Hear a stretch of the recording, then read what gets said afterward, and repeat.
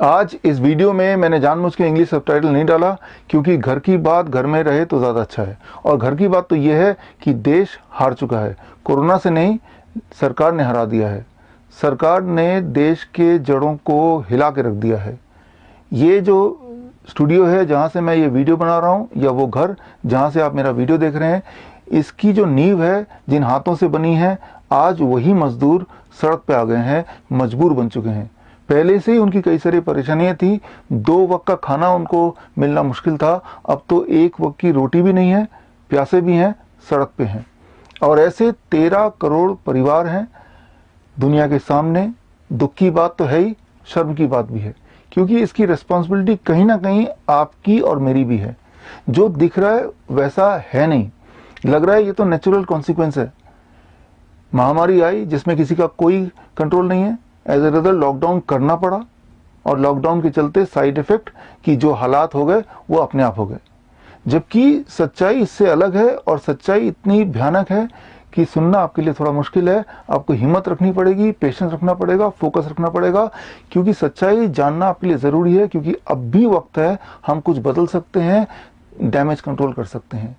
सच्चाई अगर आपको जानना है तो सिर्फ एक वर्ड को पकड़ के बैठिए, और वो वर्ड है पेंडेमिक। पेंडेमिक। मैं उम्मीद नहीं कर रहा हूं कि आप मुझे पेंडेमिक वर्ड का मीनिंग बताएं, लेकिन मैं आपको बताना चाहूंगा कि भारत सरकार की मिनिस्ट्री ऑफ हेल्थ का एक डिपार्टमेंट है, डिपार्टमेंट ऑफ हेल्थ रिसर्च, और इसके अंडर आता है ICMR, Indian council of medical research. और इनको टोटल पैसा जो जाता है आपके और मेरे टैक्स के पैसे से, इस साल का जो बजट था वो था 1900 करोड़ रुपीस।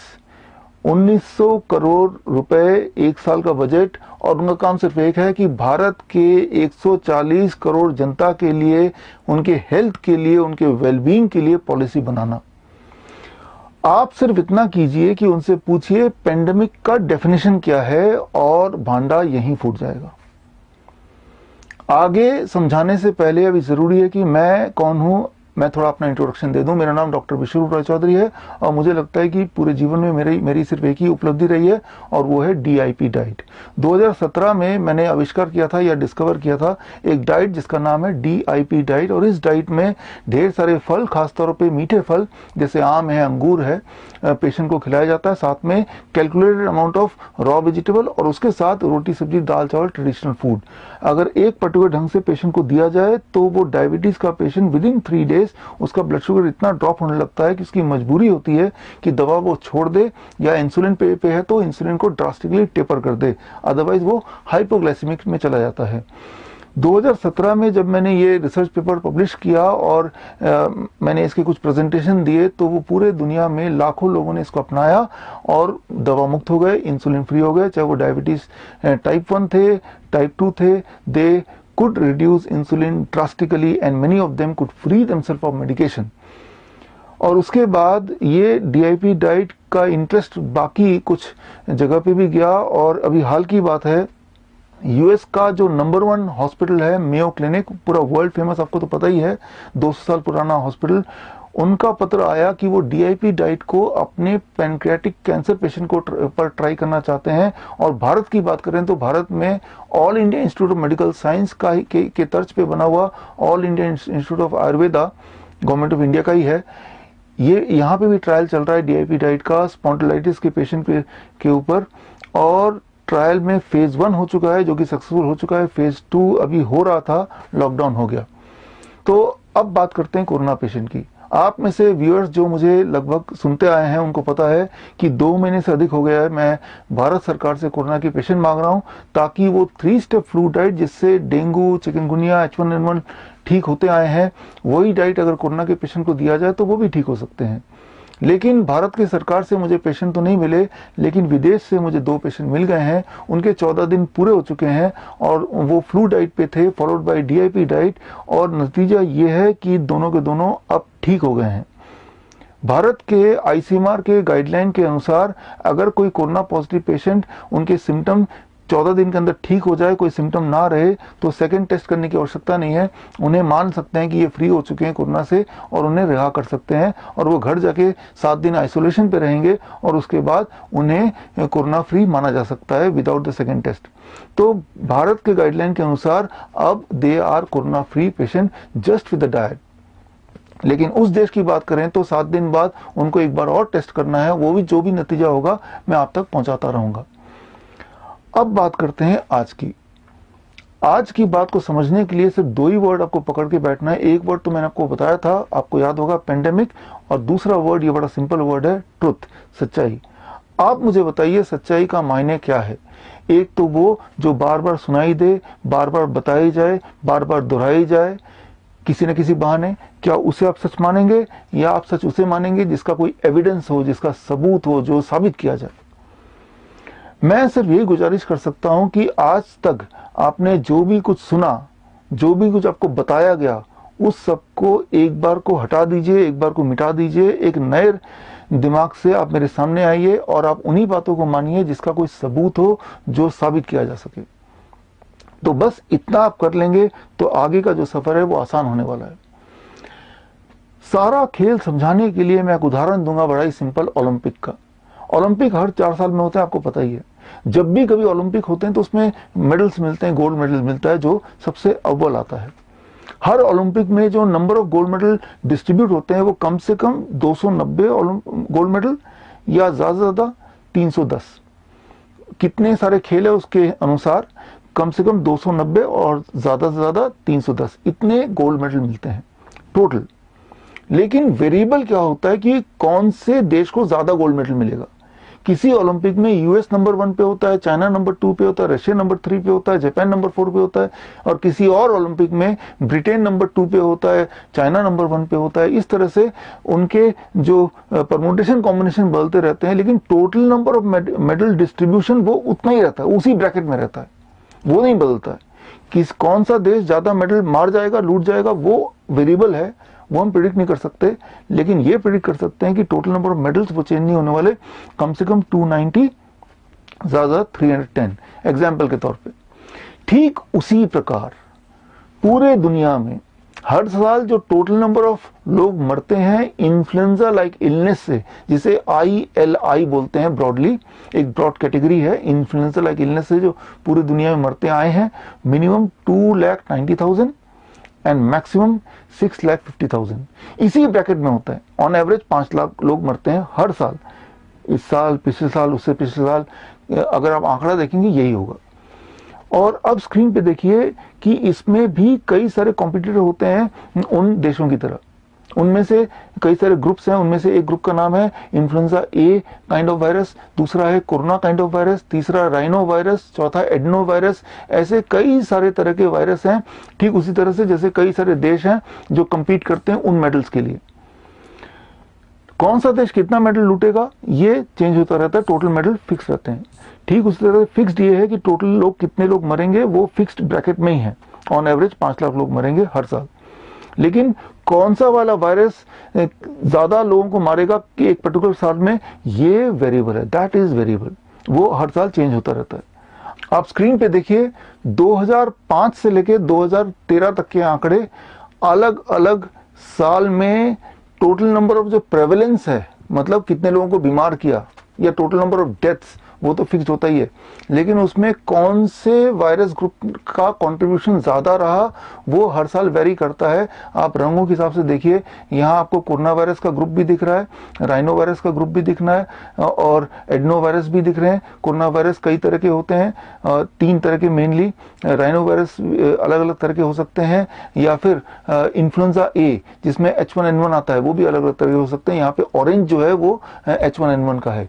अब खास तौर पे इसमें ध्यान से देखिए 2009 वाले पीरियड में, 2009 वाले पीरियड में आप देखेंगे ऑरेंज जो है वो ज्यादा था इन कंपैरिजन टू किसी भी और साल। बाकी साल ऑरेंज उतना नहीं दिख रहा जितना 2009 में दिख रहा है। इसका मतलब 2009 में H1N1 ने, यानी कि इन्फ्लुएंजा ए वायरस ने ज्यादा मेडल लूटे हैं, यानी कि ज्यादा लोगों को बीमार किया है या ज्यादा लोगों को मारा है। लेकिन टोटल नंबर ऑफ डेथ उस साल 2009 में, या total number of people who fell ill जो बीमार पड़े हैं इन्फ्लुएंजा लाइक इलनेस से, वो उतना ही रहा जितना कि उससे 1 साल पहले या 1 साल बाद रहा, वो नहीं बदला। तो बोलने का मतलब ये है कि हर साल total number of death and total number of people who are going to get ill because of influenza like illness, जिनमें ये सारे कैटेगरी आते हैं जो स्क्रीन पे आप देख रहे हैं, चाहे वो एडनो वायरस हो, चाहे वो कोरोना वायरसेस हो, चाहे वो इन्फ्लुएंजा वायरस हो, या चाहे वो कोई और कैटेगरी का वायरस हो जो इन्फ्लुएंजा लाइक इलनेस की कैटेगरी में आता है। तो लेकिन total death and total illness same रहता है, उसमें कोई बदलाव नहीं है। अब इसमें थोड़ा और प्रिसाइज बात करते हैं कोरोना वायरस की। कोरोना वायरस भी एक ग्रुप है, और इस ग्रुप में आप स्क्रीन पे देख रहे हैं कि यूएस वाला वायरस जो आया था, कोरोना वायरस, वो 1965 में आया था। उसका नाम दिया गया 229E कोरोना वायरस। 2004 में नीदरलैंड में ऐसे एक वायरस आया था कोरोना वायरस दोबारा से, इसका नाम दिया गया NL63। 2005 में हांगकांग में आया था कोरोना वायरस, इसका नाम दिया गया HKU1 कोरोना वायरस। और 2020 में, यानी कि अभी जो कोरोना वायरस आया, उसका नाम पहले तो दिया गया नोवल कोरोना वायरस, फिर नाम बदल कर दिया गया SARS-CoV-2। तो अब ये जो है, ये आपस में आप बोल सकते हैं ये भाई हैं, ये एक दूसरे के बिछड़े हुए भाई हैं जो अलग अलग टाइम पे आए। 1965 वाला जो वायरस आया था यूएस वाला कोरोना वायरस, या 2004 वाला, या 2005 वाला, या 2020 वाला, इन सब के फैलने की शक्ति, इन सब के मारने की शक्ति बिल्कुल सेम है, 19 या 20, कोई फर्क नहीं है। लेकिन यहाँ पे एक इंपॉर्टेंट बात, जब 1965 में कोरोना वायरस आया था नया नया, उस वक्त तब कोई लॉकडाउन हुआ था? नहीं हुआ था, हमें पता भी नहीं चला था। 2005 में जब आया तब कोई लॉकडाउन हुआ था? नहीं हुआ था, नहीं पता चला। क्या ज्यादा लोग मरे? बिल्कुल नहीं मरे। बल्कि असली बात तो ये है कि हम सब, इंक्लूडिंग मी, अपने जीवन काल में कई बार हमें फ्लू हुआ, उसमें 10% टाइम वो फ्लू का कॉन्ट्रीब्यूशन इन्हीं में से किसी एक भाई का रहा होगा, इन्हीं 3 भाइयों में से ऑन एवरेज। लेकिन उसके बावजूद भी हम आज जिंदा हैं। इसका मतलब कोरोना वायरस, जाहिर सी बात है, शक्तिशाली तो नहीं है। मैं इसको एक एग्जांपल से समझाता हूं। मान लीजिए बॉलीवुड की बात करते हैं। बॉलीवुड में धर्मेंद्र आए थे 1965 में, और उसके बाद 2004 में सनी देओल आए, 2005 में बॉबी देओल आए, और उसके बाद अभय देओल आए। तो जब ये आए तो इनके आने से टोटल नंबर ऑफ मूवी, जो फिल्में बनती हैं बॉलीवुड में हर साल, वो बढ़ नहीं गई, वो उतनी रह गई। लेकिन क्या है कि ये जब आते हैं तो ये बाकी मार्केट को में कंपटीशन पैदा करते हैं। कुछ इनके हिस्से में आता है तो वो किसी और के हिस्से से कम भी होता है, but total number of film that remains constant. Film घटेगा या बढ़ेगा वो इनके आने या नहीं आने से फर्क नहीं पड़ता है। इनके आने से जो लोग और कॉम्पिटिटर उनको फर्क पड़ता है। हो सकता है आने वाले दिनों में कोई और देओल भी आएंगे तो वो भी कंपटीशन का हिस्सा बन जाएंगे, लेकिन टोटल अमाउंट ऑफ मूवी उसमें इंपैक्ट नहीं पड़ेगा, वो लगभग सेम ही रहेगा। ठीक इसी प्रकार से नंबर ऑफ कोरोना वायरस अगले साल भी, 5 साल बाद भी, 10 साल बाद भी नए नए और भी आएंगे। लेकिन क्या नहीं बदलने वाला, वो ये कि total number of death and total number of people who are getting infected with. उसका कारण बड़ा सिंपल है, वो समझ लीजिए कि ये सारे रेस्पिरेटरी वायरस हैं, यानी कि ये सारे वायरस का जो घर है वो कहीं यहाँ पे है, और यहाँ पे कॉम्पिटिशन है। फॉर एग्जाम्पल, अगर राइनो वायरस आपके यहाँ पे ऑलरेडी है तो कोरोना वायरस यहाँ नहीं रह सकता। इसका विपरीत, अगर कोरोना वायरस ऑलरेडी है तो राइनो वायरस नहीं रह सकता। राइनो वायरस नॉर्मली छोटे बच्चों में पाया जाता है, उनको जुकाम ज्यादा होता है। आपने गौर किया होगा कि कोरोना वायरस से छोटे बच्चों की डेथ या इलनेस ना के बराबर हुई पूरी दुनिया में। तो उससे यही साफ जाहिर है कि जो सारा कॉम्पिटिशन है वो यहाँ पे रहने का है, जो रेस्पिरेटरी ट्रैक है। और इस रेस्पिरेटरी ट्रैक में एक कॉम्पिटिशन का माहौल है, उसमें एक वायरस दूसरे को नहीं रहने देता अक्सर। तो total number of death it can not be changed, and total number of illness that can also not be changed. तो ये तो हो गई पूरे वायरस की कहानी, ये किस तरह से होता है। अब यहाँ पे एक महत्वपूर्ण बात यह है कि वायरस जो आया था हांगकांग वाला या यूएस वाला, जिसका नाम भी कोरोना वायरस है, और वो इस वक्त पूरे दुनिया में 70% लोगों के बॉडी में ऑलरेडी है, और उन 70% में आप और मैं भी शामिल हूं। यानी कि वो कब हमारे बॉडी में आया और कब एंटीबॉडी बना के चला भी गया, हमें और आपको पता नहीं है, लेकिन ये पता है कि जरूर है 70% लोगों में। और आने वाले दिनों में ये जो नया वाला नोवल कोरोना वायरस है, ये भी हम सबके पूरे दुनिया में 70% लोगों तक तो फैल ही जाएगा, इफ नॉट 100%। और अभी कितना फैला है, अगर ये आंकड़ा आपको जानना है, जर्मनी में 14% लोगों, वहां सैंपलिंग की गई तो 14% लोगों में कोरोना वायरस आके जा चुका था, ऐसा एंटीबॉडी टेस्ट से पता चला। और इटली में टेस्ट किया तो 10% लोगों में ऑलरेडी आके जा चुका है। आइसलैंड में टेस्ट किया तो 13.3% लोगों में आके जा चुका है। और न्यूयॉर्क के हॉस्पिटल में टेस्ट किया तो पाया गया कि न्यूयॉर्क सिटी में करीब 13.7% लोगों के बॉडी में आके जा चुका। तो आप देखेंगे ये सारे वो देश है जहां पे लॉकडाउन चला, जहां सोशल डिस्टेंसिंग चली, जहां पे फेस मास्क चला और चल रहा है। इसके बावजूद भी कोरोना वायरस को, फॉर दैट मैटर किसी वायरस को कोई रोक नहीं सकता है।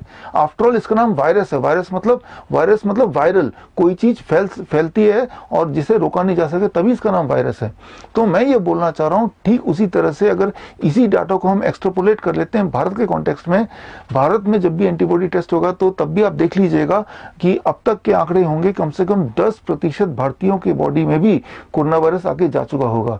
यानी कि 14 करोड़ भारतीय इस वक्त हैं जिनके बॉडी में कोरोना वायरस के एंटीबॉडी पाए जाएंगे या कोरोना वायरस इटसेल्फ पाया जाएगा। इसका मतलब यह है कि आपके आसपास के 10 लोगों में से किसी एक के बॉडी में कम से कम कोरोना वायरस इस वक्त होगा। और अगर होगा तो चिंता की बात नहीं, बल्कि ये निश्चिंत होने की बात है कि 14 करोड़ लोगों के बॉडी में कोरोना वायरस आके जा चुका और तब भी बहुत मामूली सा डेथ हुआ है, कोई बहुत विशाल डैमेज नहीं हुआ है। तो कोरोना वायरस को रोक नहीं सकते हैं, ना तो पहले वाले 3 भाइयों को रोक पाए, ना इस वाले भाई को रोक पाएंगे। तो लेकिन अब सवाल यह है कि पहले कभी लॉकडाउन नहीं हुआ, पहले कभी पेंडेमिक घोषित नहीं हुआ, अब कैसे हुआ? ये जो पेंडेमिक वर्ड है ना, इसके अंदर सारा खेल है, मैंने बताया था। अब आपके पूरे कंसंट्रेशन की मुझे जरूरत है। ध्यान सुनिए, स्क्रीन पे देखिए आप पेंडेमिक की डेफिनेशन 18 में WHO का एक और सिस्टर साइट है, उसका नाम है influenzatraining.org। सो उस साइट में से ये निकाली है। ये 2009 तक ये वाला स्लाइड था, 2009 18 मई तक था। उसके बाद ये स्लाइड WHO के इस सिस्टर साइट से हटा लिया गया। इस स्लाइड में देखिए लिखा क्या है, ध्यान से पढ़िए कि पेंडेमिक का डेफिनेशन क्या है। पेंडेमिक के डेफिनेशन में सबसे इंपॉर्टेंट बात कि वो वायरस नया होना चाहिए, न्यू वायरस होना चाहिए with no population immunity. No population immunity का मतलब ये है कि ये नया वायरस है तो इसकी इम्यूनिटी किसी के बॉडी में है नहीं, इसकी एंटीबॉडी में नहीं है। ये एक डेफिनेशन। दूसरा, spread easily from person to person, लोगों से लोगों तक पहुंच जाए आराम से, आसानी से, तो इसे पेंडेमिक बोल सकते हैं। और तीसरा, cause serious illness, high morbidity and mortality. ये सारे कंडीशन इंक्लूडिंग इससे मौतें ज्यादा हों और इससे ज्यादा लोग पीड़ित हों, और ये सारे कंडीशन कोई वायरस फुलफिल करता हो, तभी इसे पेंडेमिक का नाम दे सकते हैं। कितनी ज्यादा मौतें हों और कितने ज्यादा लोग पीड़ित हों, उसके लिए एक फॉर्मूला है, और वो फॉर्मूला है कि जितना नॉर्मली लोग मरते हैं उससे 4 गुना ज्यादा मरे कम से कम, और ज्यादा 30 गुना ज्यादा मरे। फॉर एग्जाम्पल, मैंने बताया आपको कि हर साल लगभग 5 लाख लोग इन्फ्लुएंजा लाइक इलनेस से मरते हैं। 5 लाख का 4 गुना क्या होता है? 20 लाख लोग हो। और 30 गुना क्या होता है? करीब 1.5 करोड़। तो करीब 20 लाख से 1.5 करोड़ के बीच में मौत अगर होने की उम्मीद है, एक्सपेक्टेशन है, तो ही वो पेंडेमिक घोषित किया जा सकता है। ये WHO के नियम है। ये नियम का स्लाइड में जो दिखाया, जो 18 मई 2009 में उनके सिस्टर वेबसाइट पे था। अब एक डेट याद रखिए, 4 मई 2009, यानी कि इससे पहले ही WHO के जो मेन साइट है, WHO का मेन वेबसाइट, उसके अंदर से डेफिनेशन चुपचाप चेंज कर दिया। और चुपचाप चेंज करके ये जो लाइन था कि serious illness causing major morbidity and mortality, इसको हटा लिया। अब इसको हटा लिया तो बचा क्या? बचा ये कि अगर दुनिया में कोई नया वायरस आता है और उसकी क्षमता होती है कि वो फैल सकता है, बस इतना होने से ही पेंडेमिक की घोषणा की जा सकती है। यानी कि WHO जब चाहे, जब भी कोई नया वायरस दुनिया में आएगा, पेंडेमिक घोषित कर सकता है। और जब भी पेंडेमिक घोषित कर सकता है तो सरकारें चाहे तो लॉकडाउन कर सकती हैं। याद रखिए, लॉकडाउन करेंगे तो सरकार को बहुत फायदा होगा। एक तो फायदा ये कि सरकार के पास एक राइट होता है जिसे कहते हैं एपिडेमिक एक्ट, और इस एक्ट के तहत जो सिटीजन है उनके कई सारे राइट जीरो हो जाते हैं। सरकार चाहे तो किसी भी सिटीजन को कभी भी जेल में डाल सकती है और कोई नया कानून बना सकती है, सबको बंदी बना सकती है घर में, इस एपिडेमिक या पेंडेमिक के नाम पे। आज तक लॉकडाउन इसलिए नहीं हो रहा था क्योंकि पेंडेमिक का जो डेफिनेशन था वो बड़ा मुश्किल डेफिनेशन था। डब्ल्यूएचओ ने चालाकी करके वो मुश्किल डेफिनेशन को आसान कर दिया। अब जब चाहे डब्ल्यूएचओ के पास पावर है और डब्ल्यूएचओ के माध्यम से देश के जो ठेकेदार हैं उनके पास ताकत है, फार्मास्यूटिकल कंपनीज पर ताकत है कि आपको आपके घर में ही जब तक चाहे पेंडेमिक या एपिडेमिक के नाम पे बंदी बनाया जा सकता है। तो लॉकडाउन होने का मतलब ये नहीं कि अभी कोई रियल पेंडेमिक या थ्रेट आ गया। लॉकडाउन होने का मतलब ये है कि अभी डेफिनेशन चेंज हो गया, जिससे लॉकडाउन का जो पावर है वो हमारे जो किंग है या हमारे जो सरकार है उसके हाथ में आ चुकी है। लेकिन यहाँ पे एक बात और बता दूं, जिस तरह का लॉकडाउन हमारे देश में हुआ ऐसा लॉकडाउन दुनिया में कहीं नहीं हुआ। कहीं भी ऐसा नहीं हुआ। आप देखेंगे कि जहां सड़कों पे अपने ही सिटीजन को डंडों से मारा जाता हो, कहीं भी ऐसा नहीं हुआ जहां पे इवन सुबह जॉगिंग करना अलाउड ना हो। सुबह जॉगिंग करना तो हेल्थ की निशानी है, राइट। बाकी जगह आप देखेंगे लॉकडाउन नाम का था, लेकिन दुनिया में इंसान के जो फंडामेंटल राइट्स थे वो अपनी जगह पे थे, लेकिन भारत में ऐसा नहीं था। तो अब मैंने आपको सारा सिनेरियो समझा दिया लगभग। आपके दिमाग में कुछ सवाल होंगे जो अक्सर आप मुझसे पूछते रहते हैं, पहले वो क्लियर कर दूं।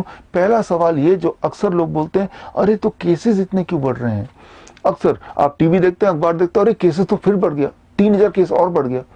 देखिए टोटल केस भारत में इस वक्त 14 करोड़ है और ये आगे जाके 100 करोड़ होने वाला है।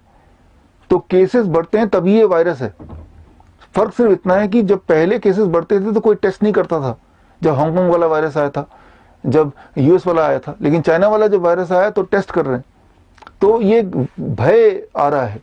तो केसेस बढ़ेंगे, कितने बढ़ेंगे, 100 करोड़ तक केसेस बढ़ेंगे। और यही देखा गया है, इनके बाकी भाइयों ने ऐसा ही किया। लेकिन 100 करोड़ से इसका मतलब नहीं कि लोग मरेंगे, लोग तो उतने ही मरेंगे जितना हर साल मरते हैं।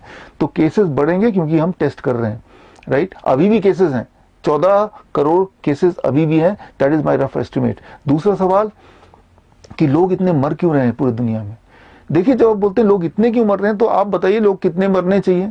पिछले साल कितने मर रहे थे, उससे पिछले साल कितने मर रहे थे। आप बोलेंगे यूएस में तो 60,000 लोग मर गए। पिछले साल इन्फ्लुएंजा लाइक इलनेस से यूएस में कितने लोग मरे, आपको फिगर का कुछ पता है, नहीं पता।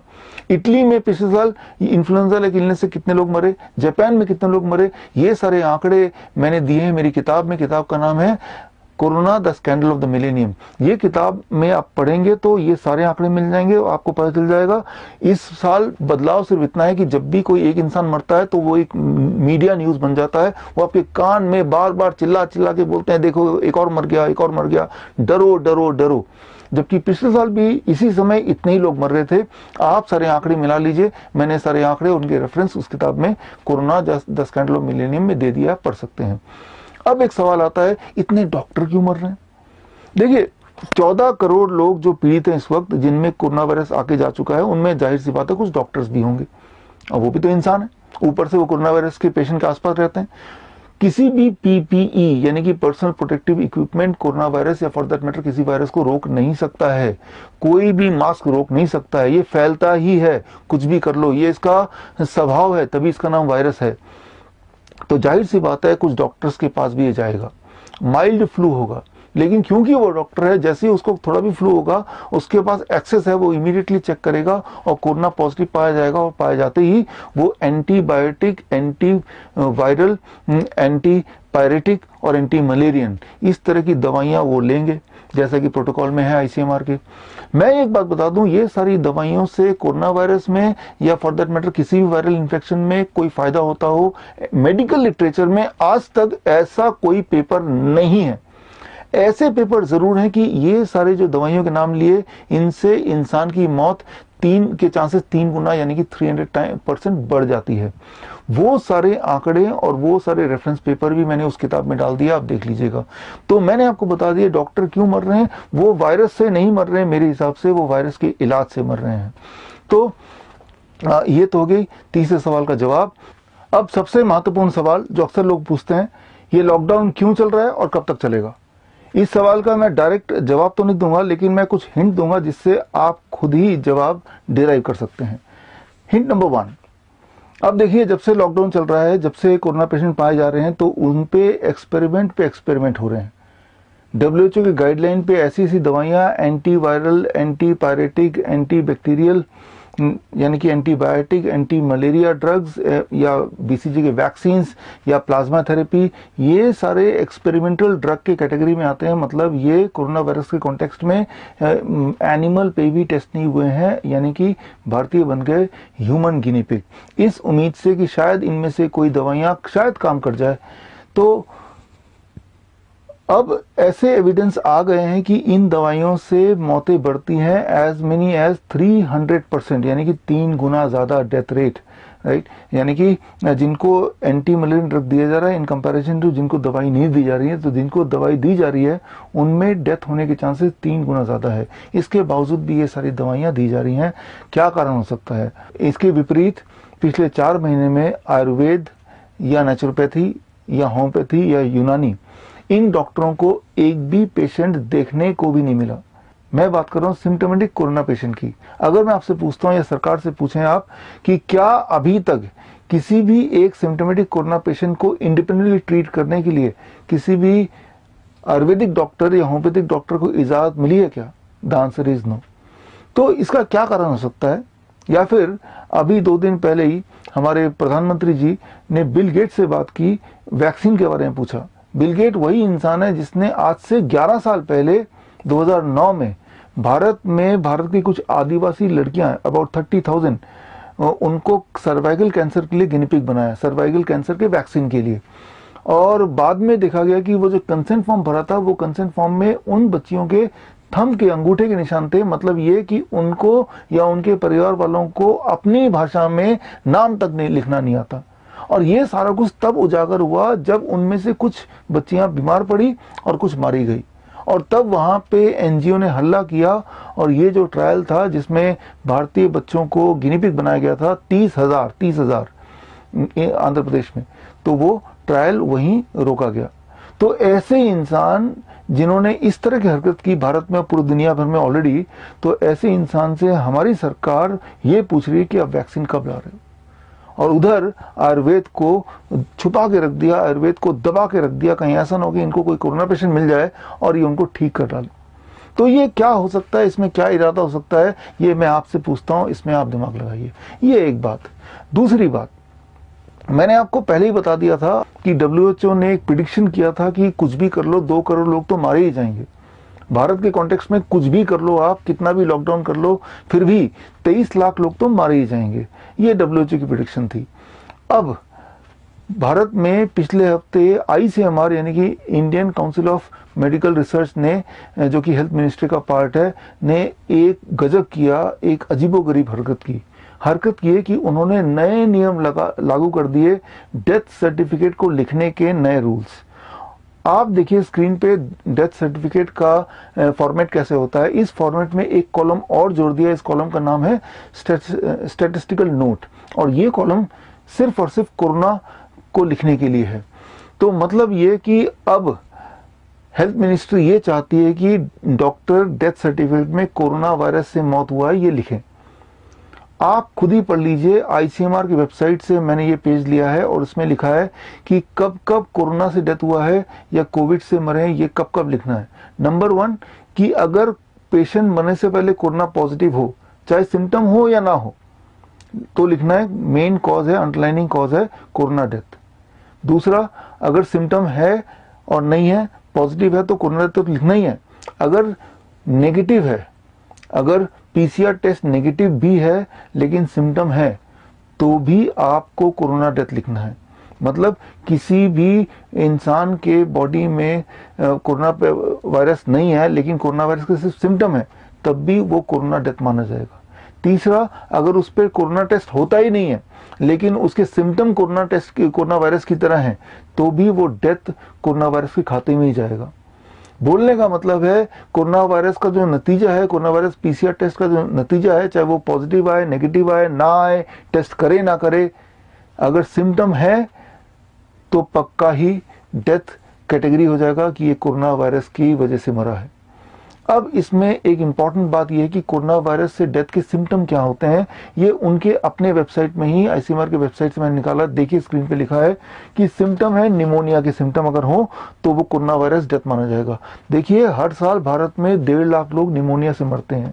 इस साल भी ऑन एवरेज अगर 1.5 लाख लोग मरे तो इस साल वो 1.5 लाख जो है वो कोरोना वायरस डेथ माना जाएगा रादर देन निमोनिया डेथ। पहली बात। दूसरा, कोरोना वायरस के सिम्टम के अंतर्गत डाला हुआ है, आप पढ़िए स्क्रीन पे, acute respiratory distress syndrome, ARDS। Simple term में, सिंपल भाषा में बात करें तो ब्रेथलेसनेस, कि किसी को भी, किसी पेशेंट को अगर ये पाएगा कि मरने से पहले सांसों में तकलीफ है तो वो भी कोरोना वायरस के खाते में आ जाएगा। आप बताइए कि दुनिया में कौन सा ऐसा पेशेंट है जो मरने से पहले उनको सांसों की तकलीफ नहीं हुई हो। अब अगला है कार्डिक इंजरी।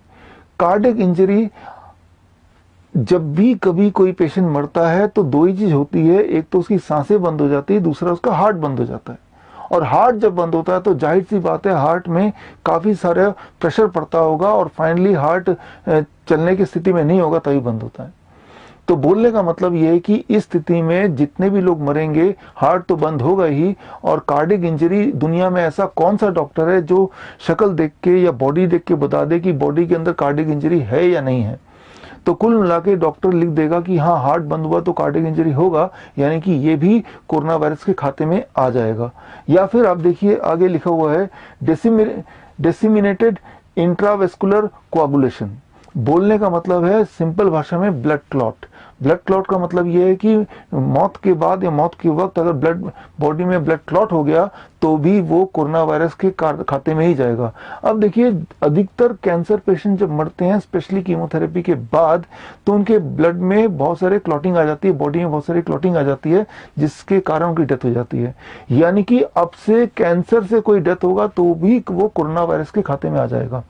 तो कुल मिला के भारत का सपोर्ट WHO को है ताकि अंत तक WHO ये साबित कर ले कि WHO की जो प्रिडिक्शन थी कि कम से कम पूरे दुनिया में 2 करोड़ लोग मारे जाएंगे, मैं यहां बता दूं कि भारत में ऑन एवरेज हर साल 1 करोड़ लोग मारे जाते हैं।